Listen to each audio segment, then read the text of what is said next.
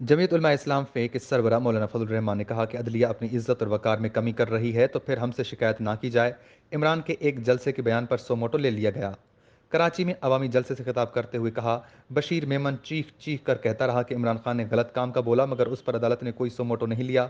Panama paper के बाद अफसरान को लगाया गया तो कोई नोटिस नहीं लिया। उन्होंने कहा कि अगर इमरान के जलसे के दबाव में सोमोटो लेना है तो फिर JUI के कारकुनान भी मैदान में हैं। अदलिया ने अगर हुकूमत करनी है तो सामने आ जाए, एग्जेक्टिव को अपना काम करने दें। मौलाना फजल रहमान ने कहा कि मुअज़्ज़ज़ अदालत से कहता हूँ कि एक अफसर ने अपने अख्तियारात के तहत अफसरान को तब्दील किया तो फिर सोमोटो क्यों लिया। अच्छा हुआ इमरान खान इक़्तिदार में आ गया, उसकी नालायकी का पता चल गया।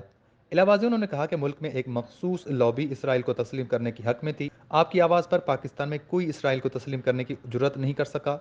हमारी काविशों ने इस लॉबी को इसराइल को तस्लीम करने के मौक़िफ़ से पीछे हटने पर मजबूर कर दिया। पाकिस्तान में यहूदियों के एजेंटों को कराची के समंदर में दफन कर देंगे। उन्होंने कहा कि इमरान खान की वजह से पाकिस्तान की सियासत बदनाम हो गई, कारकर्दगी के लिहाज से नाअहल साबित हुए और दिमागी तौर पर बीमार जाहिर हुए।